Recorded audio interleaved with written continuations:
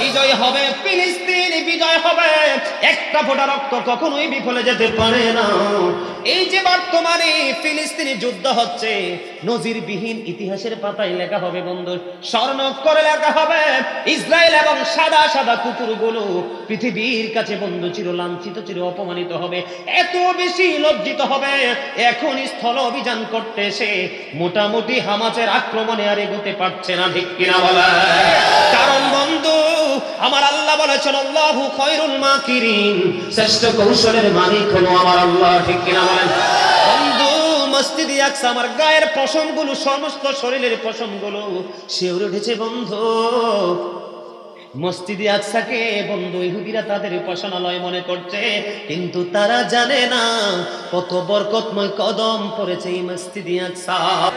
যার নাম শুনিলে চমকে ওঠে দিল বেকার হয়ে যায়, গাইবি খবর দেনেওয়ালা এলো রে মক্কায়, গাইবি খবর দেনেওয়ালা। যার নাম শুনিলে চমকে ওঠে দিল বেকার হয়ে যায়, গাইবি খবর দেনেওয়ালা এলো রে মক্কায়, গাইবি খবর দেনেওয়ালা। আল্লাহ যারে ভালোবেসে সালাম জানাই, সেই নবীকে চিনিলাম না কি হবে ও ভাই। আল্লাহ যাকে ভালোবেসে সালাম জানাই, সেই নবীকে চিনিলাম না কি হবে ও ভাই। হায়রে যারে কিটায় আঙ্গুলে ইশারায়, হায়রে যারে কিটায় আঙ্গুলে ইশারায় চন্দ্র দুই ভাগে হয়ে যায়, গাইবি খবর দেনেওয়ালা এলো রে মক্কায়, গাইবি খবর দেনেওয়ালা। দাওয়াত খাইতে গেলেন নবী জাবেরের গড়ে, জাবেরের দুইটা ছেলে গিয়াছিল মরে। দাওয়াতে খাইতে গেলেন নবী জাবেরের গড়ে, জাবেরের দুইটা ছেলে গিয়াছিল মরে। হায়রে আল্লাহর কুদরতে দুই ভাই, আল্লাহর কুদরতে দুই ভাই জীবিত হয়ে দাঁড়ায়, গাইবি খবর দেনেওয়ালা, গাইবি খবর দেনেওয়ালা এলো রে মক্কায়। যার নাম শুনিলে চমকে ওঠে দিল বেকার, গাইবি খবর দেনেওয়ালা, গাইবি খবর দেনেওয়ালা। জোরে জোরে বলেন মারহাবা, আর জোরে বলেন না মারহাবা। নবী সম্পর্কে সম্মান চিন্তা ভাবনা উপরে থাকবে না নিচে? আর জোরে বলেন না নিচে না উপরে? আমি আপনাদেরকে ছোট্ট একটা হাদিস শরীফ শোনাবো বুখারী শরীফ থেকে। ও বন্ধু, হাদিস খানা এসেছে বুখারী শরীফের মধ্যে।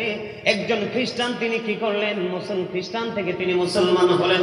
আমার দিকে তাকান, কি হলেন? খ্রিস্টান থেকে তিনি মুসলমান হলেন। সূরা বাকারা তিনি তেলাওয়াত করলেন। করতে করতে করতে করতে নবীজির কাছে যে ওহী আসতো, ওহী লেখার দায়িত্ব তিনি পাইলেন। ওহী লেখার দায়িত্ব পাওয়ার পরে তিনি লিখতে লিখতে একটা সময় অতিবাহিত হয়ে গেল। পরে তিনি আবার নিজের ধর্মে ফিরে গেল। এবার মানুষের কাছে ঘুরে ঘুরে বলছে, নবী মুহাম্মদ আমি যেইটুকু লিখে দিতাম শুধু সেইটুকুই জানতো, এর বেশি কিছুই জানতো না। নাউজুবিল্লাহ। শুরুটা কি বুঝতে পেরেছেন? প্রথম ছিল খ্রিস্টান, তারপরে হলো মুসলমান। সূরা বাকারা তিনি তেলাওয়াত করলো। তারপরে নবীজির ওহী লেখার দায়িত্ব তিনি পাইলেন। নবীর কাছে যে ওহী আসতো তিনি নোট আকারে তিনি লিখতেন, লিপিবদ্ধ করতেন। করতে করতে করতে করতে তিনি একদিন আবার তার ধর্মে ফিরে গেল। এবার মানুষের কাছে ঘুরে ঘুরে বলছে, নবী মুহাম্মদ আমি যেইটুকু লিখে দিতাম শুধু সেইটুকুই জানতো, এর বেশি কিছুই তিনি জানতেন না। আওয়াজ তুলে বলেন না নাউজুবিল্লাহ, আর জোরে বলেন না নাউজুবিল্লাহ। এবার বন্ধু কি করলেন, আমার নবী সম্পর্কে যখন তিনি এমনি এমনি বলতে লাগলেন, বলতে বলতে বলতে বলতে বন্ধু তিনি একদিন মৃত্যুর কোলে ঢলে পড়লেন। আপনারা দেখেছেন ব্রিটিশ রানী দ্বিতীয় এলিজাবেথ যখন মারা গেছে, সবচেয়ে দামি চন্দন কাঠ দিয়ে তাকে কোটি কোটি টাকা খরচ করে তাকে দাফন করেছে, ঠিক কিনা বলেন? খ্রিস্টানরা মারা গেলে তাদেরকে কফিনে করে অত্যন্ত যত্ন সহকারে তারা কি করে তাদেরকে দাফন করা হয়। তারা ঈসা রুহুল্লাহ কি যিশু বলে, কি বলে? যিশু বলে, ওনাকে তারা ফলো করে বন্ধু।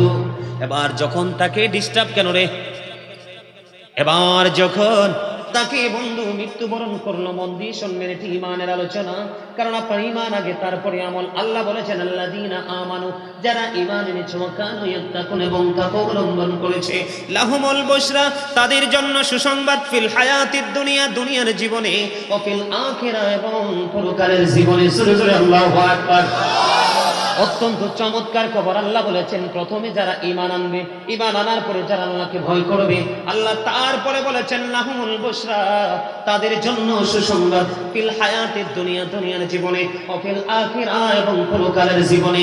তার মানে ঈমান আনার পরে যদি আপনি আল্লাহকে ভয় করতে পারেন, তাহলে আপনার জন্য সুসংবাদ দো জাহানে, এই পৃথিবীতে এবং আপনার ফিউচারেও। এই জন্য বন্ধু বলছি, এবার এই খ্রিস্টান মারা গেল, মারা যাওয়ার পরে তাকে কবরে দাফন করলো, দাফন করে সবাই বন্ধু চলে আসলো। পরের দিন সকালবেলা চলে গেল, পরের দিন সকালবেলা গিয়ে ওই খ্রিস্টানের কবর এসে কি ঠিকঠাক আছে কিনা দেখার জন্য গেল। যাওয়ার পরে আবার চাইয়া দেখলো ওই খ্রিস্টানের লাশটা মাটির বাইরে উপরে পড়ে আছে। জোরে জোরে কন্যা আল্লাহু আকবার। কি মাটির রাইখা আসছে কোথায়? মাটির ভিতরে। এখন সকালবেলা যাইয়া দেখে মাটির বাহিরে লাশটা পড়ে আছে। এবার সবাই মিলে মনে মনে ভাবতে শুরু করলেন, এটা পৃথিবী আর কারো কাজ না রে, এটা নিশ্চয়ই নবী মুহাম্মদের কাজ। নাউজুবিল্লাহ। কার কাজ? এই যে খ্রিস্টানের দলবল, তারা বলতেছে নবী মুহাম্মদ এবং তার সঙ্গীদের কাজ। বন্ধু, আজকে তার কবরটাকে আরো বেশি গর্ত করে খনন করলেন, আরো বেশি গভীর করলেন। আজকে গভীর করে কবরের মধ্যে ওই খ্রিস্টানকে রেখে চলে গেল। পরের দিন সকালবেলা আবার চলে আসলো। পরের দিন সকালবেলা এসে দেখে রে, তার লাশটা আবারও কবরের মাটির বাইরে পড়ে আছে। আলহামদুলিল্লাহ বলেন না? আসতে কেন? All praise is to Allah, সমস্ত প্রশংসা আল্লাহর জন্য। হুব্বা ফিল্লাহ ওয়াল বুগদা ফিল্লাহ, love for Allah and hate for Allah. ভালোবাসাও আল্লাহর জন্য, আবার ঘৃণাও আল্লাহর জন্য। আমি কোন প্লেসকে ভালোবাসবো আল্লাহকে পাওয়ার জন্য, আবার কোন প্লেসকে অ্যাভয়েড করব সেটাও আল্লাহকে পাওয়ার জন্য। যেটা ভালো গ্রহণ করব আল্লাহ খুশি হবে, যেটা খারাপ সেটাকে অ্যাভয়েড করব আল্লাহকে খুশি করার জন্য। সুবহানাল্লাহ। কয়দিন চলে গেল? 2 দিন বন্ধু পার হয়ে গেল। রে রামগঞ্জের মানুষ, হৃদয় খুলে শোনো গো, ও বন্ধু, 2 দিন চলে গেল। তৃতীয় দিন আবার সকালবেলা আসলেন। এই দ্বিতীয় দিন যখন দেখলেন লাশটা বাইরে, আরো গভীর করে তাকে কবরে রাখলেন। রাখার পরে চলে গেলেন। তৃতীয় দিন আসার পরে দেখতে পাইলেন এই লাশটা আবারও মাটির বাইরে, কবরের বাইরে পড়ে আছে। এবার খ্রিস্টানদের বিবেক বন্ধ একটু প্রসারিত হলো। এবার বলল, না না, এটা পৃথিবীর কোনো মানুষের কাজ হতে পারে না, এটার মধ্যে নিশ্চয়ই কোনো রহস্য আছে। আল্লাহ রাব্বুল আলামিন তার এই বডিটাকে পবিত্র মাটিতে রাখবে না, কারণ সে আল্লাহর হাবিবের সাথে বেয়াদবি করেছে। কোন বেয়াদবি বুঝতে পারছেননি? ওই যে বলেছে যে নবী মুহাম্মদ আমি যেইটুকু লিখে দিতাম শুধু সেইটুকুই জানতো, এর বেশি কিছু জানতো না। এইটুকু বেয়াদবি আমার আল্লাহ সহ্য করে না। এখন যদি মৌলভী সাহেব যদি এরকম আরো বড় বড় অন্যায় করে কই নবী নাকি আমরার মতো, নাউজুবিল্লাহ বলেন, আরো জঘন্যতর কথাবার্তা বলে কি বলে না? এখনকার মানুষের এমন এতটা দুর্বল হয়েছে ইমানটা, তারা বলে just mistake, slip of tongue. কথা বলেন না? কিন্তু তোমরা জানো না এই কথাটা আজকে বলেছে একজন থেকে আরেকজন, আরেকজন থেকে আরেকজন, আরেকজন থেকে আরেকজন চলে যাবে। তাদের মনের মধ্যে নবী সম্পর্কে নিচু চিন্তা চলে আসবে। নবীকে নিচু করা এটাই তুমি ইমান থেকে রং, ইমানদার থেকে দূর হওয়ার জন্য যথেষ্ট। নবীকে ভালোবাসা তোমার জন্য ফরজ, আমার জন্য ফরজ। নবীর পরিবার আহলে বাইতকে ভালোবাসা ফরজ, কারণ নবী হলো আমাদের ঈমান। আপনি লা ইলাহা বিশ্বাস করলেন, মুহাম্মদ রাসূলুল্লাহ সাল্লাল্লাহু আলাইহি ওয়াসাল্লাম বিশ্বাস করলেন না, আপনি কখনোই ঈমানদার হতে পারবেন না। ঠিক কিনা বলেন? আরো জোরে। আমার কথা বুঝতে অসুবিধা হয়? আমি এগেনিস্ট পার্টির দিকে যাচ্ছি না, শুধু জাস্ট একটা এক্সাম্পল আমি আপনাদেরকে দিলাম বন্ধু। এবার আসেন আমি আপনাদেরকে বলি, নবীজি সব কিছু জানে, পৃথিবীর শুরু থেকে শেষ পর্যন্ত যা হবে সব জেনেছেন, বুঝেছেন। যদি না বুঝতেন আল্লাহর হাবিব যখন পৃথিবী থেকে চলে যাবেন, উম্মে সালমাকে ডাক দিলেন আমার নবী। উম্মে সালমাকে একটা ডাক দিয়ে বললেন, উম্মে সালমাকে ডাক দিয়ে বললেন, সালমা এই মাটিগুলো তুমি তোমার কাছে যত্ন করে রেখে দাও, যেদিন দেখবা তুমি এই মাটিগুলো রক্তে লাল হয়ে গেছে, সেদিনই আমার কলিজার টুকরা হুসাইন শাহাদাত বরণ করবে। জোরে জোরে সুবহানাল্লাহ। আমার কথা কি বুঝতে পারছেন?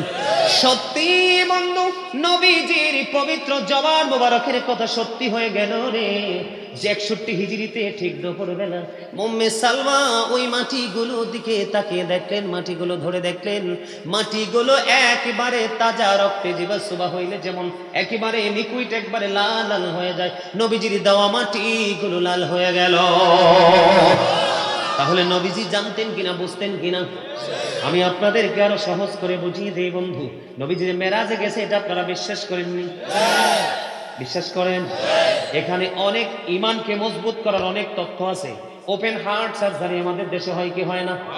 তাকে কি সেন্স রেখে কয় না? সেন্সলেস করে করে সেন্সলেস করে করে ইনজেকশন পোস্ট করে বডিটাকে লেস করে দেয়, ঠিক কিনা বলেন? তারপরে তাকে ওটিতে ঢুকিয়ে তাকে কি করা হয়? হার্ট সার্জারি করা হয়। তারপরে কমপক্ষে 3 মাস 6 মাস তাকে বেড রেস্টে দেওয়া হয়। কথা বলে না কেন? কোথায় দেওয়া হয়? থাকেন না? না মিছা বলছি? প্র্যাকটিক্যাল কিনা? এবার আসেন, বলে হুজুর এখানে আসার কারণ কি? এখানে আসছি অন্য কারণে। তবে এই জায়গাটাও আমি আপনাদেরকে বোঝানোর জন্য, কেউ যেন যত ঝড় আসবে বন্ধু, কোনোদিন যেন ঈমান আপনার কাছ থেকে চুরি করতে না পারে, নবী সম্পর্কে কখনো যেন বিদ্বেষ আপনার সিনায় ঢুকাইতে না পারে। জিব্রাইল আসলেন, নবীকে জমজমের কিনারায় নিয়ে গেলেন, নবীজির সিনা মোবারক সাক করা হলো, তার মানে বিদীর্ণ করা হলো, যেটাকে আমরা বলেন অপারেশন বা হার্ট সার্জারি। এটা হয়ে গেল বন্ধু, কোনো ইনজেকশন দেয়নি। সুবহানাল্লাহ বলেন না? আবার সব কিছু বের করে যখন ওয়াশ করলেন, মেশকম্বর সুগন্ধযুক্ত লাগাইলেন, আবার অটোমেটিক্যালি বডির মধ্যে সেটিং করে দিল, অটো এটা সিনাটা সাক হয়ে গেল। তাৎক্ষণিকভাবে নবী মেরাজের জন্য রওনা হয়ে গেল। এখান থেকে কি বোঝা যায় রে? নবী কখনোই সাধারণ নয়, অতি অসাধারণ। কথা বলেন না কেন বন্ধু? এবার আমি আপনাদেরকে আর একটা এক্সাম্পল দিব। গবেষণা করেছেন কিনা জানি না, একটা আসমান থেকে আর একটা আসমানের দূরত্ব কম পক্ষে 500 বছরের রাস্তা। কত বছর? 500 বছরের রাস্তা। আমার নবী এশার নামাজ পড়ে মেহানির গড়ি, জিব্রাইল আসলেন, তাকে ডাকলেন, অনেক কথোপকথন আলাপ আলোচনা হলো। মেরাজের আলোচনা নয়, শুধু জাস্ট বোঝানোর জন্য বন্ধু, অনেক কথোপকথন হলো, নবীজির সিনা মোবারক সাক হলো। মেরাজের জন্য যখন রওনা হলো, এই যে বর্তমানে ফিলিস্তিনি যুদ্ধ হচ্ছে, নজিরবিহীন ইতিহাসের পাতায় লেখা হবে বন্ধু, স্বর্ণাক্ষরে লেখা হবে, ইসরায়েল এবং সাদা সাদা কুকুরগুলো পৃথিবীর কাছে বন্ধু চির লাঞ্ছিত, চির অপমানিত হবে, এত বেশি লজ্জিত হবে। এখন স্থল অভিযান করতে এসে মোটামুটি হামাসের আক্রমণে আর এগোতে পারছে না, ঠিক কিনা বলা? কারণ বন্ধু আমার আল্লাহ বলেছেন, আল্লাহু খায়রুল মাকিরিন, শ্রেষ্ঠ কৌশলের মালিক হলো আমার আল্লাহ, ঠিক কিনা বলেন? বন্ধু মসজিদে আকসা, আমার গায়ের পশমগুলো, সমস্ত শরীরের পশমগুলো শিউরে উঠেছে বন্ধু। মসজিদে আকসাকে বন্ধু ইহুদিরা তাদের উপাসনালয় মনে করছে, কিন্তু তারা জানে না কত বরকতময় কদম পড়েছে এই মসজিদে আকসায়। বিজয় হবে, ফিলিস্তিন বিজয় হবে, একটা ফোঁটা রক্ত কখনোই বিফলে যেতে পারে না। ও বন্ধু, সেখানে আমার নবী সকল নবীদেরকে নিয়ে ইমামতি করলেন, নামাজ হলো, ওখান থেকে বোনাকে সাওয়ার হলো, 1 2 3 4 5 6 7 5 7 কত? 35। তাহলে 3500 বছরের রাস্তা শুধু আসমানগুলো ফাড়ি দেওয়া। কি দেওয়া? আসমানগুলো ফাড়ি দিয়ে চলে গেলেন নবীজি সিদরাতুল মুনতাহায়। সিদরাতুল মুনতাহায় যাওয়ার পরে বোরাককে বললেন, বোরাক তুমি আউট হয়ে যাও। কেন গো নবী? কোন প্রিয় মানুষকে মাঝ পথে কি কেউ তাড়িয়ে দেয়? এ বোরাক, সামনের দিকে তুমি আগুইতে পারবা না, কারণ সামনে শুধুই আছে যেটা অতিক্রম করব, সেটা মহাশূন্য, শুধু নূরের জগৎ। জোরে জোরে বলেন না সুবহানাল্লাহ। নবী গো প্রিয়জনকে ছেড়ে দিলেন, তুমি চলে যাও, রক্তা ভাসতেছে। রক্ত বেশে নবীকে নিয়ে গেলেন বন্ধু। নবীকে যখন নিয়ে গেল, নবীজি সশরীরে আমার নবীজি আল্লাহর আরশের গেইটে কদম দিলেন। কদম দিলেন, দেওয়ার পরে নবীজি জুতা মোবারক খুলতে চায়। আমার নবী জুতা যখন খুলতে চাইলেন, আমার আল্লাহ একটা ডাক দিয়ে বললেন, হাবিব আপনি জুতা খুলবেন না, আপনার পাদুকা মোবারক নিয়ে আমার আরশের মধ্যে কদমটা বাড়িয়ে দেন। নবী গো, আমার প্রাণের নবী এতটা দামি গো বন্ধু। আমার নবী বললেন, মানিব মূসা কালিমুল্লাহ যখন গিয়েছিল কুহে তুড়ে, তুমি বলেছিল মূসাকে জুতা খুলে যাওয়ার জন্য। আমার আল্লাহ ডাক দিয়ে বলে, হাবিব সেদিন আমি মূসাকে বলেছিলাম জুতা খুলে যাওয়ার জন্য এই কারণে, কারণ আমি মূসাকে কুহিতুরের মাটি লাগাইয়া তার ইজ্জত বাড়াবো। জোরে জোরে বলেন না সুবহানাল্লাহ। আমি ইজ্জত বাড়াবো বলে জুতা খুলে যাওয়ার জন্য বলেছিলাম। সবচেয়ে মজার খবর দেখেন, আল্লাহ কিন্তু একজন নবীকে বলেছেন কালিমুল্লাহ, মূসা কালিমুল্লাহ, মূসা স্পোক টু আল্লাহ, মূসা কালিমুল্লাহর সাথে আল্লাহ কথা বলেছেন। দেখেন আমাদের নবী এবং অন্য নবীদের মর্যাদা, পাওয়ার, সম্মানের মধ্যে কত পার্থক্য, কত ডিসটেন্স। মূসা নবী বললেন রব্বি আরিনি, আল্লাহকে দেখতে চাইলো, আল্লাহ বললেন লান তারানি, নাকচ করে দিল। কিন্তু বন্ধু আমরা এমন একজন নবীর উম্মত হইলাম রে, আমি সব সময় বুকে হাত দিয়ে বলি I am very successful person, কারণ আখির নবীর উম্মত হতে পেরেছি। আমার সামনে বন্ধু কোরআন শরীফটা আছে বন্ধুরে আমার, এই যে কোরআন শরীফের 15 পারা, কোন পারা? সকালে দিয়ে ট্রাই করবেন। মূসা দেখতে চাইলেন, দাওয়াত ইচ্ছে করে নিতে চাইলেন, আল্লাহকে দেখার জন্য আল্লাহ দাওয়াত কবুল করলেন না। আপনার আমার নবী চাইনি বন্ধু। কোরআন শরীফের 15 পারায় প্রথম পৃষ্ঠায় সূরা বনী ইসরাঈল, সূরা বনী ইসরাঈলের মধ্যে আল্লাহ রাব্বুল আলামিন বলে দিয়েছেন, সুবহানাল্লাযী আসরা বিআবদিহি লাইলাম মিনাল মাসজিদিল হারাম ইলাল মাসজিদিল আকসাল্লাযী বারাকনা হাওলাহু লিনুরিয়াহু মিন আয়াতিনা। মূসা দেখতে চাইলেন, আল্লাহ নাকচ করে দিলেন। সূরা বনী ইসরাঈলের প্রথম নাম্বার আয়াতে 15 পারায় আল্লাহর হাবিবকে আল্লাহ নিজেই দাওয়াত দিয়েছেন, এই কোরআন সাক্ষী। তাহলে দাম আছে না নাই? এবার বন্ধু 3500 বছর পাড়ি দিয়ে সিদরাতুল মুনতাহায় বনাত বন্ধ আউট হয়ে গেল। রকরা বেশি নবীকে আল্লাহর আরশ পর্যন্ত নিয়ে গেল। এখানে মজার একটা খবর, কোনো নবী যাইতে পারলো না। মূসা পৃথিবীতে দেখতে চাইলো, দেখাও দিলেন না। আল্লাহ যে নূরের জগৎ পাড়ি দিল রে, নূর নূরের সাথে মিশে, পানি পানির সাথে মিশে, মাটি মাটির সাথে মিশে, মানুষ আমরা পাশাপাশি মানুষের সাথে মিশে, মুরগি মোরগের সাথে মিশে, হাঁস হাঁসের সাথে মিশে, ঠিক কিনা বলেন? খাল বিল নদী, এই যে ছোটখাটো নালা দিয়ে পানি, সাগরের নদীর পানির সাথে মিশে, ঠিক কিনা বলেন? একটা নূর আর একটা নূর ছাড়া কখনোই মিশতে পারে না। নূরের জগৎ পাড়ি দিয়ে চলে গেল বন্ধু। যাওয়ার পরে আল্লাহ রাব্বুল আলামিন ডাক দিয়ে বললেন, হাবিব আমি মূসাকে পথহিতুরি যাইতে বলেছিলাম জুতা খুলে, মূসার দাম বাড়াবো, এই জন্য আজকে আপনাকে বলছি জুতা নিয়ে আসেন গো, আপনার জুতার ধুলি লাগাইয়া আমি আমার আরশের দাম বাড়াবো।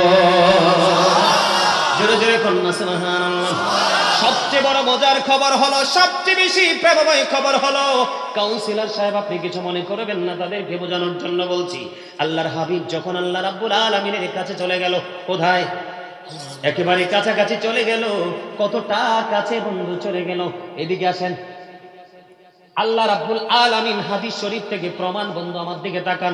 আল্লাহর হাবিব সরকারে মদিনা দুই কাব মোবারকের মধ্যখানে আল্লাহ রাব্বুল আলামিন আল্লাহর কুদরতি হাত মোবারক রাখলেন।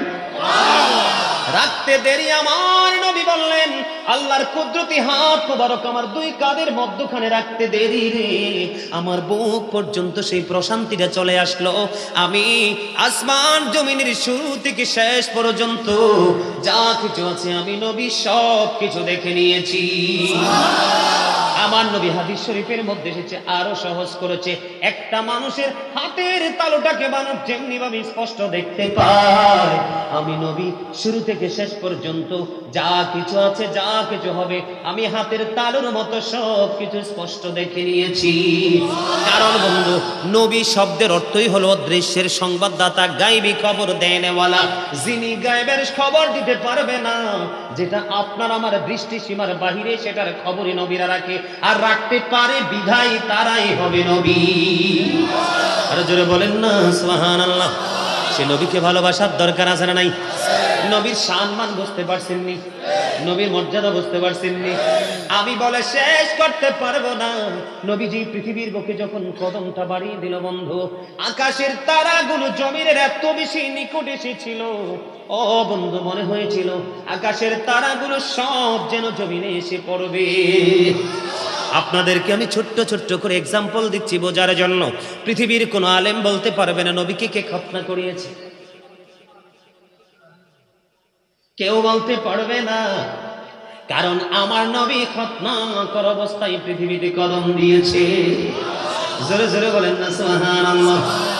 উম্মে সালমা রাদিয়াল্লাহু রাসূলের ফুফু সুফিয়া তিনি বললেন, আমেনার উদর থেকে যখন আমার নবী কদমটা বাড়িয়ে দিল, কদমটা বাড়িয়ে দিতে দেরি রে, আমেনার উদর থেকে ছেলে হলো না মেয়ে হলো, দেখতে গেলাম, দেখতে যাইতে দেরি রে, আমি নজর দিয়ে চাইয়া দেখলাম রাসূলের ফুফু সুফিয়া রাদিয়াল্লাহু তাআলা আনহা ওনার বয়ান, উনি বলতেছেন আমি নবীজির কাছাকাছি যাইতে দেরি, নবীজির কাছে যাওয়ার আগে আমি নজর দিয়ে চাইয়া দেখলাম নূরের একটা চাদর, আল্লাহর কুদরতি নূরের একটা চাদর আসলো রে, এসে নবীজির বুক মোবারক থেকে পুরো অংশটা ঢেকে দিল। পৃথিবীর কেউ নবীজির লজ্জাস্থান দেখতে পায়নি। আমরা সেই নবীর উম্মত। নবী সম্পর্কে চিন্তা করতে হলে বুঝে শুনে চিন্তা করতে হবে বন্ধু। নবী সম্পর্কে ভাবতে হলে বুঝে শুনে ভাবতে হবে। যদি আপনার ভাবনা ব্রেইনে না আসে বন্ধু, একটু ধৈর্য ধরতে হবে। ঠিক কিনা বলেন? আর জোরে বলেন না ঠিক না ঠিক? আমার কথা বুঝতে কোনো অসুবিধা হয়নি বন্ধুরি আমার। নবী বড় প্রেম, নবী বড় নিয়ামত, নবীর সাথে যুক্ত থাকবেন আপনি। হাদিস শরীফের মধ্যে এসেছে একজন ওই ব্যক্তি এসে প্রশ্ন করলো, ইয়া রাসূলুল্লাহ, ইয়া হাবিবাল্লাহ, নবী গো কিয়ামত কখন হবে?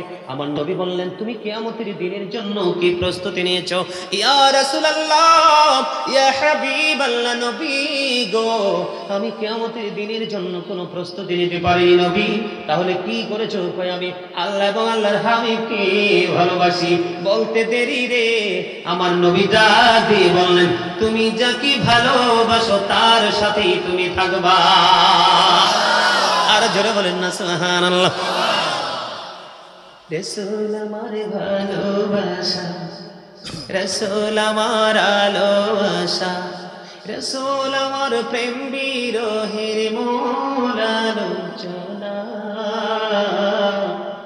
রাসূল আমার কাজে কর্মে অনুপ্রেরণা, বলে রাসূল আমার ভালোবাসা, সবাই রাসূল আমার ভালোবাসা, রাসূল আমার আলোবাসা, রাসূল আমার প্রেম বিরহের মূল আলোচনা, রাসূল আমার কাজে কর্মে অনুপ্রেরণা, বলেন রাসূল আমার কাজে কর্মে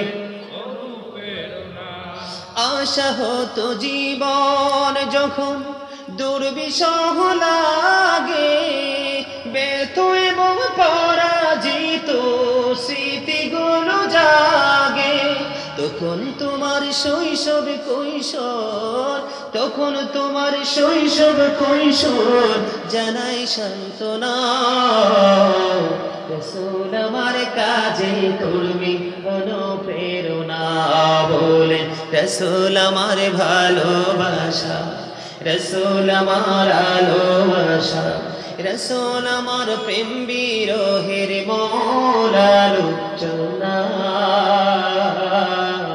রাসূল আমার কাজে কর্মে অনুপ্রেরণা।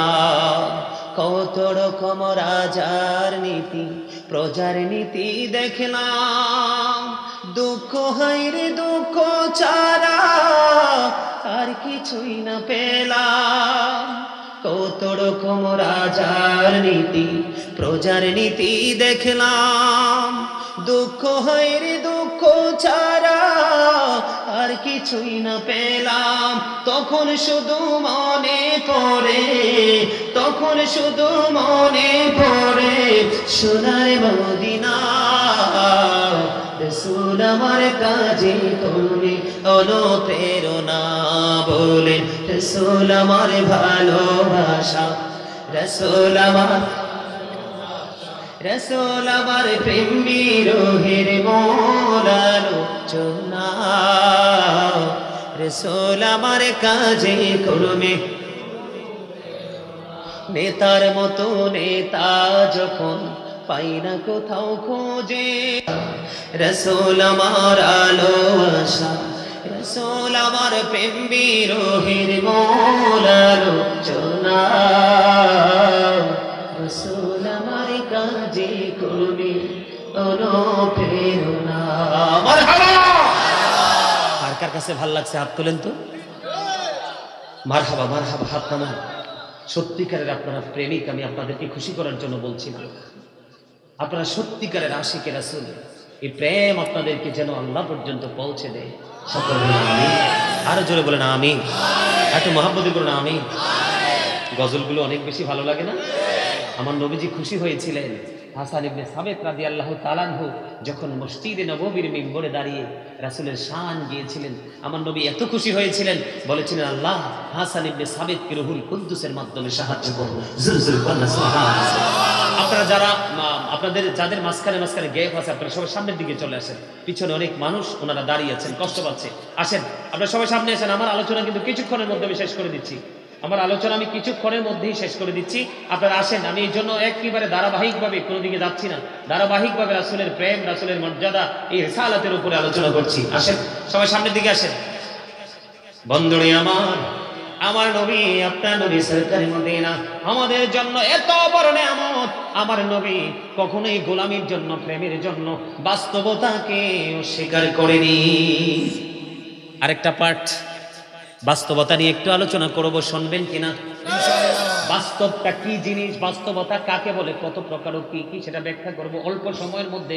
তারপরে আমি আমার আলোচনা করছি, আমি আবার গন্তব্যের উদ্দেশ্যে রওনা দিব। বন্ধু আপনারা সবাইকে শুনতে রাজি না? বিরক্ত হয়ে গেছেন না? প্রেম এমন এক জিনিস সবার সিনায় নাই তো। প্রেম যদি সবার সিনায় থাকতো, এই বাংলাদেশ এক প্রেমময় বাংলাদেশ হিসাবে থাকতো। আজকে মানুষ মানুষের রক্ত খেতে পছন্দ করে, মানুষ মানুষের গোশত কামড়ে খেতে পছন্দ করে, মানুষ মানুষের সুখকে হরণ করে নিতে ভালোবাসে, ঠিক কিনা বলে? কিন্তু তারা জানে না কবি কি বলেছেন, খোদা প্রাপ্তির পথ রয়েছে লুকানো, রয়েছে সৃষ্টির সেবার মাঝে, পাবো না তো তাকে আল খেল্লা তাসবিহ আর যায় না মাঝে। খোদা প্রাপ্তির পথ রয়েছে লুকানো, রয়েছে মানব সেবার মাঝে, পাবো না কে তাকে আল খেল্লা তাসবিহ আর যায় না মাঝে। আমার দাড়ি আছে, টুপি আছে, পাগড়ি আছে, তাসবিহ আছে, যায় নামাজ আছে, নামাজ আছে, কিন্তু সৃষ্টির হক, সৃষ্টির অধিকার দিতে আমি জানি না, আমি কখনোই আল্লাহ পর্যন্ত পৌঁছাতে পারবো না। মুমিন যদি আপনি মুমিন হতে না পারেন, আপনার কোনো কাজ আল্লাহর দরবারে গ্রহণযোগ্য নয়। এই জন্য আল্লাহ বলেছেন প্রেমিক আরেকটা প্রেমিকের সাথে সম্পর্ক করো, তাহলেই দুইটা প্রেম এক হয়ে যাবে। জোরে জোরে কোন ঠিক না ঠিক? আর জোরে বলেন ঠিক ঠিক না ঠিক? নবী নবী বলে হায় কেঁদে কেঁদে দিন যায়, পাইনি দিদার ধনে, লাখো সালাম খুদুমি নবী, লাখো সালাম খুদুমি। নবী নবী বলে হায় কেঁদে কেঁদে দিন যায়, পাইনি দিদার ধনে, লাখো সালাম নবী, লাখো সালাম খুদুমি। সোনার মদিনায় লুকিয়ে আছো গো, দেখিতে না পাই নয়নে, আমি দেখিতে না পাই নয়নে, এ চির গোলাম কেঁদে কেঁদে মরে গো, আছে কি তোমার স্মরণে গো, আছে কি তোমার স্মরণে, দয়ারি নজরে চাও, গোলামের দেখা দাও, ধন্য করো জনমে, লাখো সালাম খুদুমি নবী, লাখো সালাম খুদুমি। বলে নবী নবী বলে হায় কেঁদে কেঁদে দিন যায় পাইনি দিদার ঘুমে লাখো সালাম কুদুমি নবী লাখো সালাম কুদুমি সোনার মদিনায় লোকে আছো গো দেখতে না পাই নয়নে আমি দেখতে না পাই নয়নে এ চির গোলামকে দেখে দে মরে গো আছে কি তোমার স্মরণে ও গো আছে কি তোমার স্মরণে দয়ারি নজরে যাও গোলামের দেখা দাও বলেন দয়ারি নজরে যাও গোলামের দেখা দাও ধন্য করো জনমে লাখো সালাম কুদুমি নবী লাখো সালাম কুদুমি কঠিন হাসরে দেখে নবী গো নইলে ডুবে যাব তব বিহনে নইলে ডুবে যাব তব বিহনে তোমারি উম্মত ভিক্ষা চাহে গো দেখা দিও ঘর নিদানে ও গো দেখা দিও ঘর নিদানে বসে আছি আশাতে নিশি ঘোর পোহাতে কামলিওয়ালার করুণে নবী কামলিওয়ালার করুণে লাখো সালাম কুদুমি নবী লাখো সালাম কুদুমি বলে নবী নবী বলে হায় কেঁদে কেঁদে দিন যায় পাইনি দিদার ধমে লাখো সালাম কুদুমি নবী মারহাবা মারহাবা প্রেম না ভালো লাগে না ভালোবাসা না তোমার ওরে বাবা মারহাবা বলেন আরো জোরে আল্লাহর হাবিব হাসান ইবনে সাবিতের জন্য হাদিয়া বরাদ্দ করেছিলেন আর আপনাদের কাউন্সিলর সাহেব ভালোবেসে আমার জন্য হাদিয়া বরাদ্দ করেছে জোরে বলুন না আমি আল্লাহ ওনার এই ভালোবাসাকে কবুল করে নিক শুনে শুনে কোন আমি নবীজির প্রেম কখনোই বিফলে যায় না কখনোই বৃথা যায় না কার সিনায় রাসূল প্রেম আছে সেটা আমরা জানি না তবে তার আচার আচরণে আমরা বুঝতে পারি সম্মানিত উপস্থিতি আমি আরেকটা পার্ট আপনাদের সামনে আজকে উপস্থাপন করব নিবেন তো বাস্তবতা অনেকেই বাস্তবতা কি জিনিস এটা বুঝতেই চায় না এবং এটা কি বাস্তবতা শব্দটার মানে কি মিনিংটা কি এটা অনেকেই বুঝে না আমি আপনাদেরকে বাস্তবতাটা সম্পর্কে বোঝাচ্ছি এই কারণে আপনাকে কিন্তু ইসলাম বলেনি রাসূল বলেনি আল্লাহ বলেনি যে তুমি এমন ভাবে গোলামি করো যেই গোলামিটার কারণে তোমার পৃথিবীকে ভুলে যেতে হবে পৃথিবীর কাজ থেকে বিরত থাকতে হবে পৃথিবীর কাজটাকে তুমি অ্যাভয়েড করতে হবে এই শিক্ষা কিন্তু ইসলাম আমাদেরকে দেয় এবং রাসূলও দেয়নি বরং রাসূল আমাদেরকে বাস্তবতাকে মূল্যায়ন করার যে ট্রেনিং দিয়েছেন ইনস্ট্রাকশন দিয়েছেন সেই বিষয়টার উপরে আমি আজকে আলোচনা একটুখানি করব আপনারা সবাই মন দিয়ে নেবেন যদি বিরক্ত হন আমি বলবো আপনারা আমাকে বলবেন যে হুজুর আর আলোচনা শুনবো না কেন না আল্লাহ রাসূল বলেছেন যখন মুসল্লিদের আলোচনা শোনার কোনো মানসিকতা থাকে না তখন তুমি জাস্ট সাইলেন্ট হয়ে যাও আর আলোচনা চলবে না আপনারা কি বিরক্ত নাকি অনেক বেশি উৎসাহিত আলহামদুলিল্লাহ বলেন আমি কিন্তু একজন রাইটার আপনারা জানেন কিনা জানি না আমি কিন্তু হাম নাদ ইসলামী সঙ্গীত নিজে লিখি নিজে সুর দেই এবং নিজে গাই এই সিনা কৌরা কিন্তু আমার একটা গজল লিখেছিলাম রাত্র প্রায় 2টা থেকে 2:30 বাজে সেই রাত্রিতেই গজলটা লিখে শেষ করেছিলাম আর 2 চোখের পানি আমি লেখা শেষ করে দেখলাম আমার বালিশ পর্যন্ত ভিজে গেছে সম্মানিত উপস্থিতি প্রেম করার মতো করতে হবে কিছু করলাম কিছু ছেড়ে দিলাম এই প্রেম আপনাকে কখনোই সফল করবে না 100% করতে হবে যেটা করবে বন্ধুরে আমার আমি বাস্তবতাকে প্রাধান্য দেওয়ার জন্য বলছি আজকে অনেক মানুষ বিছানায় ঘুমায় কোথায় কেউ আবার 3 রাস্তার মোড়ে আপনারা জানেন না, আজকে যারা জান্নাতের বাগানের চারপাশে আলোচনা শুনছেন প্রাণ উজাড় করে, আপনাদের কাছে আজকে শয়তান 100% পরাজিত হয়ে গেছে। সুবহানাল্লাহ বলেন না, কি হয়ে গেছে? কারণ শয়তান আল্লাহকে চ্যালেঞ্জ করেছিল, আল্লাহর প্রিয় বান্দাদেরকে শয়তান পথভ্রষ্ট করে ধোঁকা দিয়ে পবিত্র কাজ থেকে দূরে রাখবে। কিন্তু আল্লাহ রাব্বুল আলামিন সচেতন মানুষগুলোকে বন্ধ অ্যাক্টিভ করে দিয়েছে, না না, শয়তানের ধোঁকায় মুমিনকে কখনো গায়েল করতে পারবে না। আল্লাহ বলেছেন, ইন্না কাইদা শাইতানি কানা দাঈফা, শয়তান ডিসিপশন ইজ ভেরি উইক। ইমানদারের জন্য শয়তানের ধোঁকা একেবারেই দুর্বল, কখনোই তাকে গায়েল করতে পারবে না। আজকে যারা জান্নাতের বাগানে আপনারা শয়তানকে হারিয়েছেন, জীবনে যতবার শয়তানকে হারাতে পারবেন তত বেশি জান্নাত আপনার কাছাকাছি চলে আসবে। বন্ধু, বছরে একটা রাত্র মাত্র, কয়টা রাত্র? একটা রাত্রের কিছু অংশ মাহফিলে তোমরা সময় দিতে পারো না, কোন মুখ নিয়ে আল্লাহর সামনে দাঁড়াইবা? কোন মুখ নিয়ে নবীর সামনে দাঁড়াইবা? আল্লাহ আল্লাহর হাবিব দুজনেই বলেছে, আমার গোলামদের সাথে প্রেম করো আর তাদের সাথে আমার জান্নাতে চলে আসো।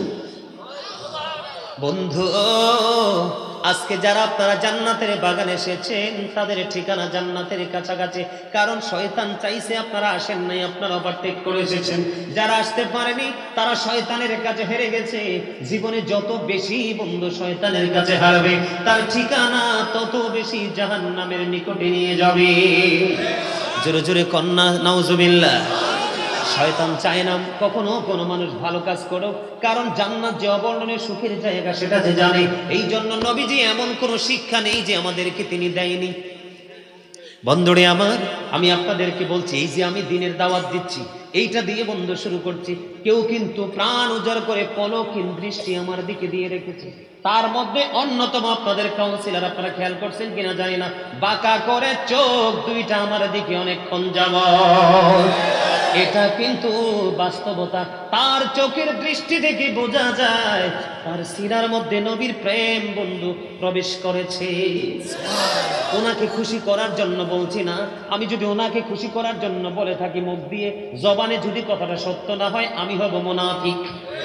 কারণ জবান এক, অন্তর আরেক, সেটা হলো মুনাফিক। আল্লাহ মুনাফিক সম্পর্কে বলেছেন, the hypocrites will be in the lowest place of hell. Allah বলেছেন, ইন্নাল মুনাফিকিনা ফিদ দারকিল আসফালি মিনান নার, মুনাফিকরা জাহান্নামের একবারে সর্বনিম্ন লোকাল জায়গায় থাকবে। বন্ধুরে আমার, সেটার জন্য আপনাদেরকে বলছি, আমার নবীজির দরবারে এক ইহুদি আসলেন ওট নিয়ে কি করার জন্য, নবীজির কাছ থেকে দিন সম্পর্কে কিছু শিক্ষা নেওয়ার জন্য শুরু করেছি, কিন্তু আলোচনাটা অল্প সময়ের মধ্যে বন্ধু শেষ করে দিব।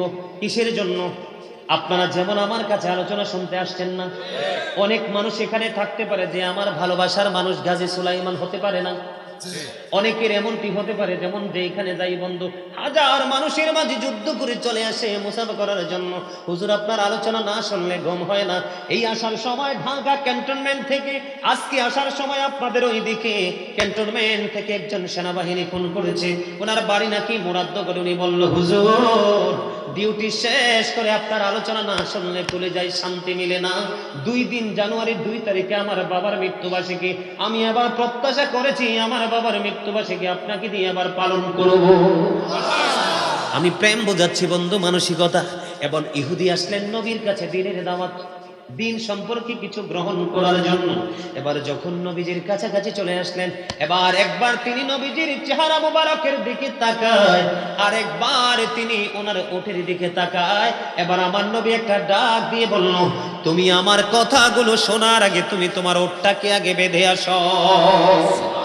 জোরে জোরে বলেন না সুবহানাল্লাহ। এখানে একটুখানি মন দিয়ে শুনবেন, একবার নবীজির দিকে তাকায় আর একবার ওঠের দিকে তাকায়। নবীজি কিন্তু তাকে ধমকও দেয়নি, আবার একটুখানি কথা বলেও তাকে বিতাড়িত করে দেয়নি। নবীজি বাস্তবতাকে মূল্যায়ন করেছে। একজন মরুচারীর জন্য ওটের গুরুত্ব ছিল অপরিসীম। এই জন্য নবীজি বাস্তবতাকে তিনি প্রাধান্য দিয়েছেন। বন্ধু আমার নবী বলেছেন, আমার কথা শুনতে হলে তুমি তোমার ওটটাকে আগে বেঁধে আসো। এখানে নবীজি দিনের দাওয়াতটাকে যেমনি ভাবে মূল্যায়ন করেছেন, তাকে দাওয়াত দিতে হবে তেমনি ভাবে তার যে এটা দৌলত, পৃথিবীতে চলার জন্য অর্থ লাগবে, অর্থের যোগানে ওট দিবে নবী, এইটাকেও প্রাধান্য দিয়েছে। জোরে জোরে বলেন না সুবহানাল্লাহ। এটার নাম হলো সরকারি মদিনা। আমার কথা কি আপনারা বুঝেছেন? বন্ধুরে আমার, আপনাদের মধ্যে অনেকেই আছেন আগামীকালকে দোকান হবে, কি হবে? আমার ব্যবসা আছে, আমার ক্লাস আছে, আমার স্কুল আছে, আমার চাকরি আছে, অজুহাত দিয়ে চলে গেলে। কিন্তু আজকে যে মাহফিল হচ্ছে, আপনি বাস্তব পরিবেশটাকে অস্বীকার করেছেন। কখনো কোনো মুমিন বাস্তবতাকে অস্বীকার করতে পারে না, ঠিক কিনা বলে? আরো জোরে। বন্ধুরে আমার, এবার আসেন, তিনজন লোক মনে মনে চিন্তা করতেছেন, হাদিস শরীফের মধ্যে এসেছে কয়জন? তিনজন লোক মনে মনে চিন্তা করতেছেন, হাদিস শরীফের মধ্যে এসেছে। তারা চিন্তা করলেন, গবেষণা করলেন, অবজারভেশন করলেন, করে তারা ডিসাইড করলেন নবী যে নবীদের আমলের কাছে আমাদের আমলটা কিছুই না, একেবারে নগণ্য। এবার প্রথমজন তিনি চিন্তা করলেন, তিনি মনে মনে চিন্তা করতেছেন এবং একজন আরেকজনের সাথে বলতেছেন, আমার জীবনে আমি ধারাবাহিকভাবে নামাজি মসজিদে নামাজ পড়বো, আমি মসজিদ থেকে বের হব না। আরেকজন বলতেছেন, আমি ধারাবাহিকভাবে বন্ধু রোজা রাখবো, আমি রোজা ভাঙবো না। আরেকজন বলতেছে, আমি বিয়ে করেছি, আমার বউ আছে, আমি আমার বিবির কাছে কোনোভাবেই যাব না। এবার নবীজি তাদের তিনজনের বক্তব্য শুনলেন। শোনার পরে নবীজি বললেন, ক্বালা আইয়ুকুম মিসলি, তোমরা কে আছো আমার মতো? কখনোই তোমরা আমার মতো হতে পারো না। আমার নবী বলছেন, আমি নবী হওয়ার পরেও কখনো ফরজ নামাজ পড়ি, কখনো নফল নামাজ পড়ি, আবার কখনোই আমি বিরতি দিই। তার মানে নবীজি বলেছেন, তোমার কাছে তোমার দেহেরও একটা হক আছে, তার মানে তোমার শারীরিক সুস্থতার দিকেও তোমাকে নজর রাখতে হবে। শুধু না খেয়ে না ঘুমিয়ে বিরামহীন আমল করার কথা নবী বলেনি। সুবহানাল্লাহ বলবেন না? কি সুন্দর শিক্ষা না? কি চমৎকার ট্রেনিং, ঠিক কিনা বলেন? আরো জোরে বলেন, ঠিক না ঠিক? বন্ধুরে আমার, আরেকজনকে তিনি বললেন কন্টিনিউ রোজা রাখবেন। আমার নবী বললেন, আমিও তো রোজা রাখি, কখনো কখনো রোজা ভাঙ্গি, কখনো রোজা ভাঙ্গি, আবার কখনো রোজা রাখি, ঠিক কিনা বলেন? জোরে জোরে কন্যা সুবহানাল্লাহ। আরেকজন বললেন তিনি বিবির কাছে যাবে না, তিনি বিবি থেকে দূরে থেকে শুধু আমলে নিয়োজিত থাকবে। আমার নবী ডাক দিয়ে বললেন, না না, শুধু শুধু আমল করলে চলবে না, কারণ তোমার কাছে তোমার বিবিরও হক আছে, কারণ এটা তোমার বডিরই একটা অংশ। বাস্তবতাকে অস্বীকার করেছে নাকি মূল্যায়ন করেছে?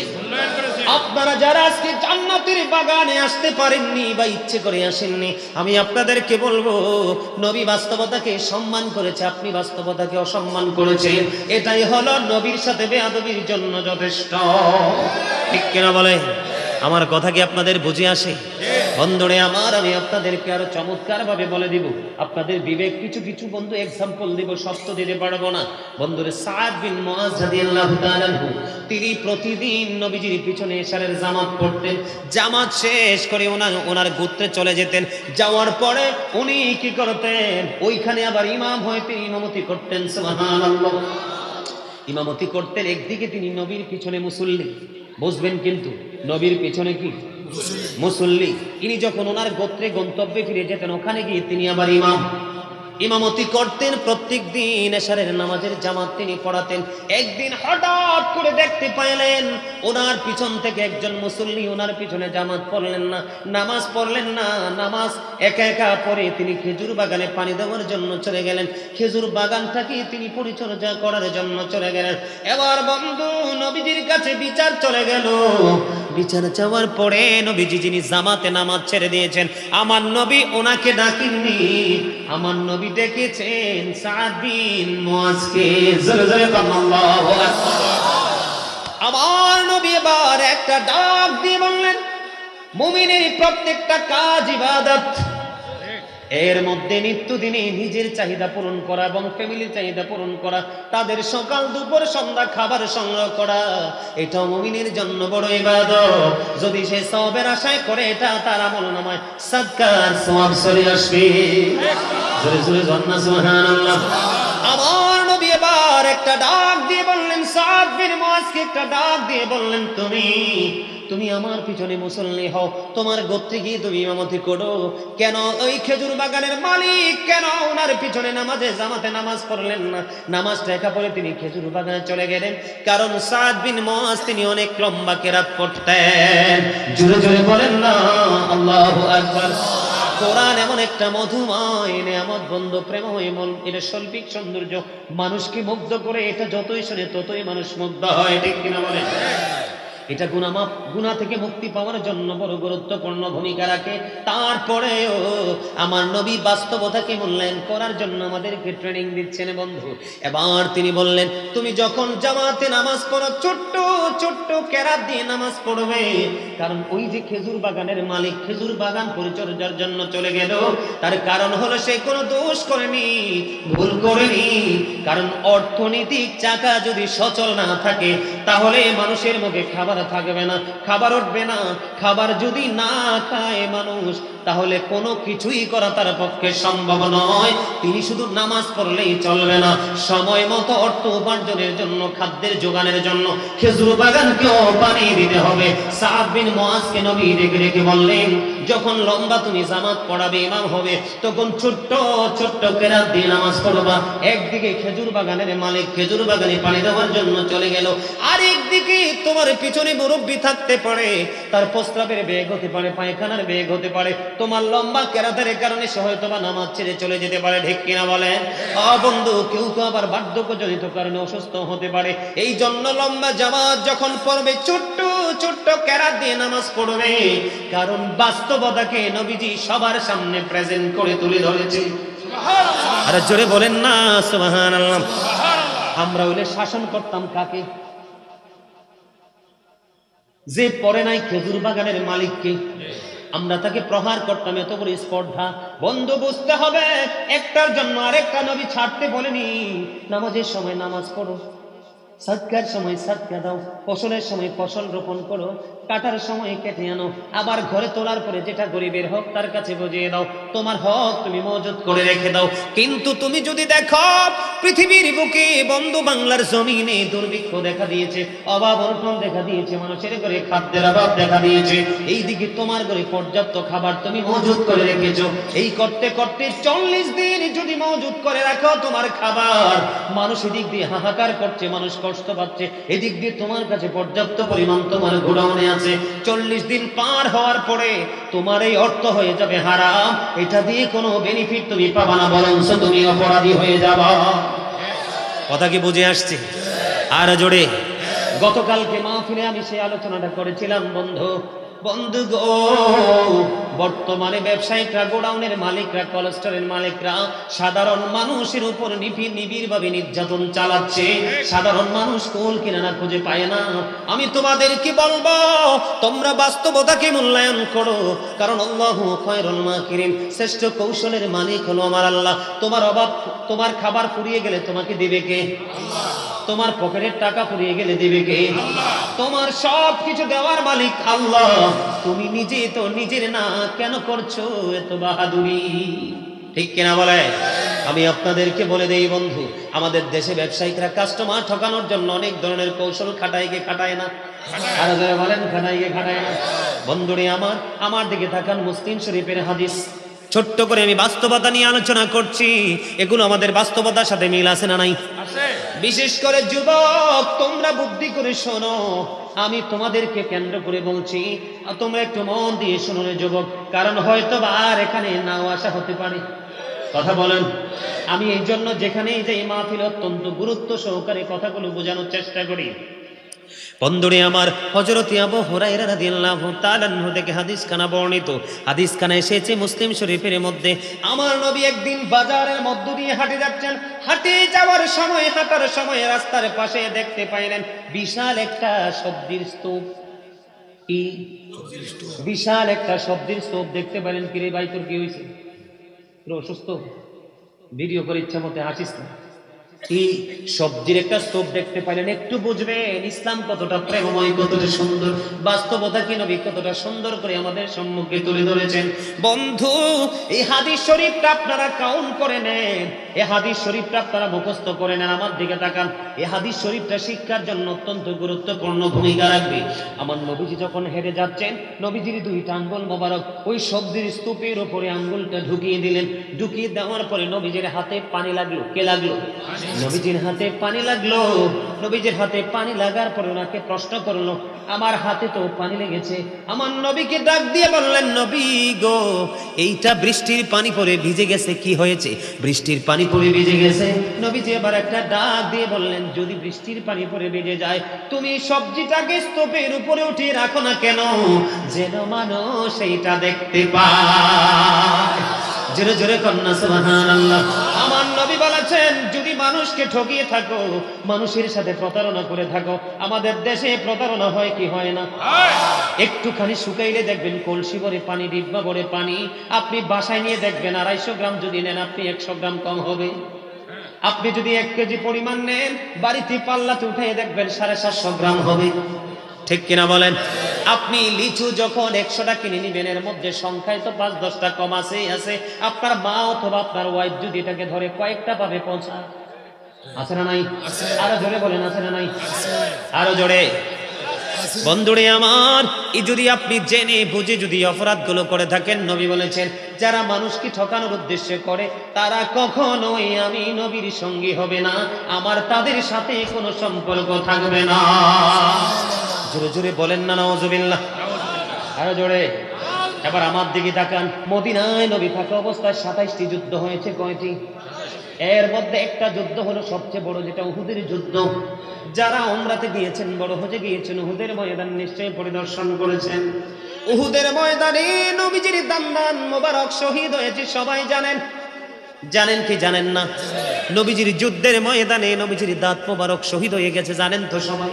বন্ধু, হযরতে মালিক বিন সিনান যখন দেখলেন নবীজির ঠোঁট মোবারক দিয়ে লৌহ মোবারক প্রবাহিত হচ্ছে, দৌড়ে চলে গেল রে কানে নবীর কাছে গিয়ে রক্ত মোবারক চষতে শুরু করলেন। এবার নবীজি যখন রক্ত মোবারক চষতে শুরু করলেন, নবীজি একটা ডাক দিয়ে বললেন, রে মালিক বিন সিনান, তুমি রক্ত বক্ষণ করো না, জমিনে ফেলে দাও, জমিনে ফেলে দাও। এই কথা বলার পরে বন্ধু তিনি বললেন, ইয়া রাসূলুল্লাহ, ইয়া হাবিবাল্লাহ, নবী গো, ও প্রাণের নবী, আমি আমার আল্লাহর ইজ্জতের কসম করে বলছি গো নবী, আমি আপনার একটা ফোঁটা রক্ত উহুদের জমিনে পড়তে দিব না। এই কথা বলে মালিক বিন সিনান রক্ত চুষতে শুরু করলো।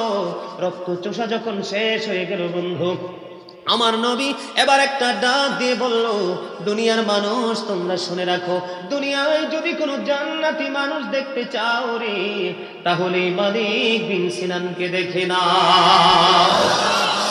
এখান থেকে কি বুঝতে পারলেন? বুঝছেন নি কিছু? নবী বলেছেন, I am from the light of Allah and everything has been created from my light. আমি আল্লাহর নূর থেকে, সৃষ্টির প্রত্যেকটা বস্তু আমি নবীর নূর মোবারক থেকে। মদিনাতুল মুনাওয়ারায় হযরত জাবের রাদিয়াল্লাহু তাআলা আনহু প্রশ্ন করলো, ইয়া রাসূলুল্লাহ, ইয়া হাবিবাল্লাহ, নবী গো, আল্লাহ রাব্বুল আলামিন সর্বপ্রথম কি পয়দা করেছে, সৃষ্টি করেছে? ও বন্ধু, তখন তিনি জানিয়ে দিলেন, আল্লাহ রাব্বুল আলামিন সর্বপ্রথম তোমার নবীজির নূর সৃষ্টি করেছে। আউয়ালু মা খালাকাল্লাহু নূরি, জুলজুল আল্লাহু আকবার। প্রফেট সেড মুহাম্মদ সাল্লাল্লাহু আলাইহি সাল্লাম তিনি বলতেছেন, ও Jaber, surely the very first thing Allah created was my light. জোরে জোরে বলেন আল্লাহু আকবার।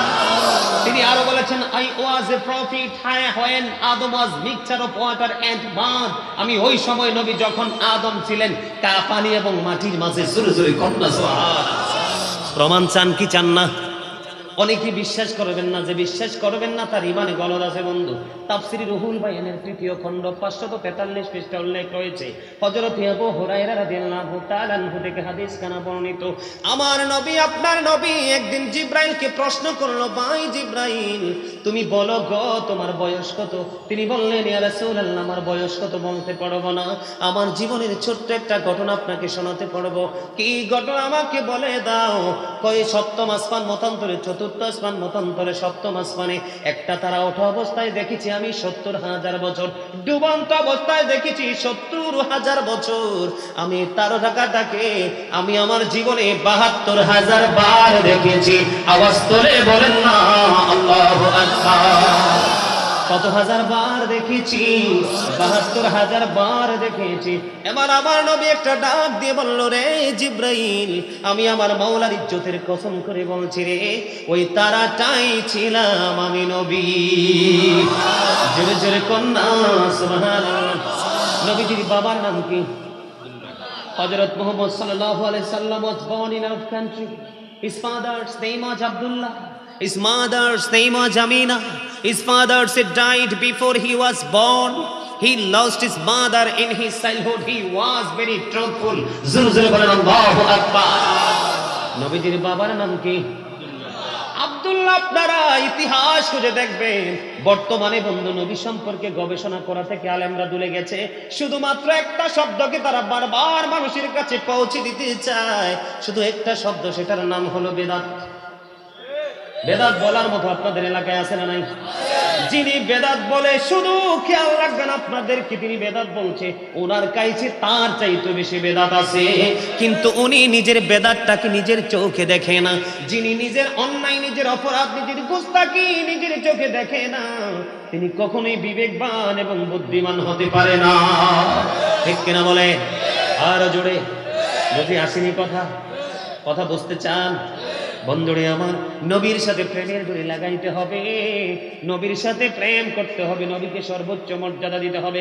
আল্লাহর হাবিব বলেছেন, ক্বালা মান সাব্বা নাবিয়া ফাকতুলুহু ওয়া মান সাব্বা আসহাবি ফাদরিবুহু। আমার নবী বলেছেন, যারা নবীর ইজ্জতের চাদর ধরে টান দেবে, নবীকে বকা দিবে, উম্মত আমি তোমাদেরকে অর্ডার করে গেলাম, তোমরা তাকে সঙ্গে সঙ্গে হত্যা করে ফেলো। আমার নবীজি বলেছেন, যারা সাহাবায়ে কেরামকে গালি দিবে, তাদের ইজ্জতের চাদর ধরে টান দিবে, এইরকম মানুষ যদি তোমরা দেখতে পাও, তাদেরকে বাইন্দা পিটাও। হাদিস শরীফ, হাদিসটা আলী রাদিয়াল্লাহু তাআলা আনহু থেকে বর্ণিত। জোরে জোরে বলেন না সুবহানাল্লাহ। নবীজি সম্পর্কে সালাত মানি তো নবী, কথা বলেন না কেন? নবী সম্পর্কে ওয়াজ কি খারাপ লাগে নাকি ভালো লাগে? যত বেশি শুনবেন তত বেশি ঈমান স্ট্রং হবে। যদি কোনো কারণে আপনার জান্নাতে যাওয়ার মতো আমল কম হয়ে যায়, আপনার এই ঈমানের এই স্ট্রং ঈমান আপনাকে জান্নাত পর্যন্ত পৌঁছে দিবে।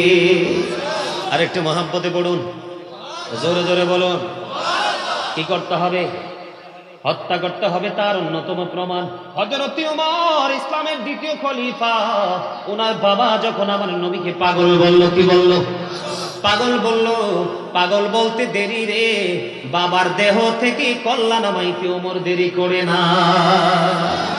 বন্ধু আব্দুল্লাহ, ইতিহাস খুঁজে দেখেন, আব্দুল্লাহ কি 200 মহিলা, কয় শত মহিলা? 200 মহিলা আব্দুল্লাহকে স্বামী রূপে পাওয়ার আকাঙ্ক্ষা করেছিল। কয় শত? তার রহস্য হলো আব্দুল্লাহর নূরানি চেহারা। এই নূর ছিল, নূর নবীজির নূর মোবারক ছিল আব্দুল্লাহর কপালে। তোমরা জানো না, আমি যদি এখন কাউকে থুতু মারি বন্ধু, আমার সাথে ঝগড়ার মনস্থ করে আসবে মানুষ। ঠিক কিনা বলে? আপনারা বন্ধু হক্কানি আলেম, এই জন্য আমার নবী বলেছেন, কোরআন এবং হাদিস বলেছে, যেমন তেমন আলেমের সাথে সম্পৃক্ত করো না, সম্পৃক্ত থেকো না। যোগ্য এবং দক্ষ আলেমদের সাথে সম্পর্ক করো, তাদেরকে ইমাম বানাও, খতিব বানাও, তাদের সাথে সম্পৃক্ত থাকো। জীবনে কোনোদিন ঈমান আমল ধ্বংস হবে না। কিছু পড়েছে, কিছু শুনেছে, কিছু দেখেছে, ওই সমস্ত ইমামের পিছনে নামাজ পড়লে, আজকে নামাজ পড়বেন, কাল থেকে পরশু আপনি ঈমান হারা হয়ে যাবেন। কারণ ইসলাম কোনো ছোট্ট কাট্ট চটি বই পড়ে বন্ধু আলেম হওয়া যায় না। ইসলাম এবং কুল কিনারাহীন এক গভীর সমুদ্র, জীবন থাকতে ঢুকা যায় আর জীবন থাকতে বের হওয়া সম্ভব না। বলে হুজুর কেন গো এটা এত লং কেন গো? কারণ ইন্না দীনা ইনদাল্লাহিল ইসলাম, ইসলাম হলো আল্লাহর মনোনীত ধর্ম। Islam is not only a religion but also complete code of life. জোরে জোরে বলেন আল্লাহু আকবার। আরে জোরে বলেন আল্লাহু আকবার। বন্ধুরে আমার, এটা আল্লাহর মনোনীত ধর্ম, আর এই ইসলামের নির্যাস হলো আপনার আমার প্রাণের নবী। বুঝেন নাই? নবী ছাড়া কি ইসলামের আগাগোড়া বুঝতাম? কোনটা শুরু কোনটা শেষ কোনটা মাঝখান আমরা কি বুঝতাম? আরো জোরে বলেন বুঝতাম? কখনোই বুঝতাম। এই জন্য বন্ধু নবীর সাথে প্রেম করতে হবে, নবীর প্রতি যথাযথ শ্রদ্ধা রাখতে হবে। আপনারা নবীকে দাঁড়ায় সালাম দেননি, দাঁড়ায় কিয়াম করেননি। এরা আমাদেরকে বেদাতি বলে, ফতুয়া দেয়। কি বলে? বেদাতি বলে, ফতুয়া দেয়। ওরা কোরআন শরীফ পড়ে নাই। সূরা ফাতির 9 নম্বর আয়াতের শেষ অংশে আল্লাহ বলেছেন ওয়া তুআসসিরুহু ওয়া তুওয়াক্কিরুহু। কি বলেছেন? আল্লাহ বলেছেন help him and respect him. তোমরা আমার হাবিবকে সাহায্য করো এবং সম্মান করো। কি করো? আপনাদের কাউন্সিলর সাহেব এসেছেন, আমি আপনাদের প্রধান বক্তা এসেছি, আপনারা কি দাঁড়িয়ে সম্মান করেননি? করছেননি? এটাকে আগে কেউ বলে দিয়েছিল? এটার কি কোনো দলিল আছে? আজকেই করতে হবে, এই মুহূর্তে করতে হবে, দলিল আছে? কিন্তু বন্ধু আপনি নিজের ক্ষেত্রে সম্মানটাকে বেদাত বলেন না। যিনি সরকারে মদিনা ইমামুল মুরসালিন, আল্লাহ যাকে ভালোবেসে হাবিবুল্লাহ বলেছে, আপনি তার সম্মানকে বেদাত বলেন কোন বিবেকে? আমার কথা বুঝছেননি? আপনারা বুঝেন? এই যে এখন দাঁড়াইলেন, আপনাকে যদি কেউ সম্মান করে আপনি খুশি হয়ে যান, কিন্তু নবীকে কেউ সম্মান করলে আপনি বেজার হয়ে যান। আপনাকে কি আমি ইমানদার বলবো? নবীকে জানের চাইতে আরো বেশি ভালোবাসতে হবে। দন দৌলত টাকা পয়সার প্রমাণ হলো হযরতে ওমর। হযরতে ওমর ডেকে ডেকে বলল, ইয়া রাসূলুল্লাহ, আমি আমার জীবন ছাড়া সব কিছুর চাইতে বেশি আপনাকে ভালোবাসি। আমার নবী বললেন, ওমর এখনো তুমি মুমিন হতে পারোনি। পরে ওমর ডেকে ডেকে বলল, ইয়া রাসূলুল্লাহ, আমি আমার জীবনের চাইতেও বেশি আপনাকে ভালোবাসি। আমার নবী বললেন, ওমর এতক্ষণে তুমি মুমিন হয়েছ। আপনার কাছে কি আপনার জানটা খুব কাছে না? আপনার কাছে। কিন্তু কোরআন বলে না না মুমিন, তোমরা সবাই মিলে শোনো। আমার আল্লাহ বলেছেন আন-নাবিয়্যু আউলা বিল মুমিনিনা মিন আনফুসিহিম। নবী মুমিনের জানের চাইতে আরো কাছে। বুঝেন নাই আমার ওয়াজ? নবীজি মুমিনের আত্মার চাইতে আরো কাছে। আপনার আমার আত্মার চাইতে কাছে কিন্তু আর কিছু নাই। কিরে তুলে শেয়ার দেয় না কেউ? খেয়াল লাগবে না? ওই একখানা চেয়ার দেওয়া দেন, বড় আউস করি এই স্টেজে। আলহামদুলিল্লাহ বলেন আরো জোরে। তুমি রাগ করে আইছো কি লিখে? সবকিছু ক্লোজ করছো? মাশাআল্লাহ মাশাআল্লাহ, you are great my dear younger brothers. আলহামদুলিল্লাহ বলেন আরো জোরে। নবী কি শুধু মুসলমান না, ইমানদার না, বেঈমান কাফেরেরা পর্যন্ত নবীকে সম্মান দিয়েছে। প্রমাণ নিবিননি? বুঝেন নাই? নবীকে চিনাচ্ছি আমি আপনাদেরকে। কি আপনাদের এলাকায় মৌলবীরা কি বলে আমি জানি না। আমি আমার ওই দীর্ঘদিন স্টুডেন্ট লাইফ থেকে এখনো পর্যন্ত নবী নিয়ে গবেষণা করছি। যত বেশি যাচ্ছি বন্ধু ততই মধু খুঁজে পাই, যত বেশি যাচ্ছি ততই বেশি আরো যাইতে ইচ্ছে করে, কারণ অন্তর ভরা আছে রাসূল প্রেম। আর জোরে বলেন না সুবহানাল্লাহ।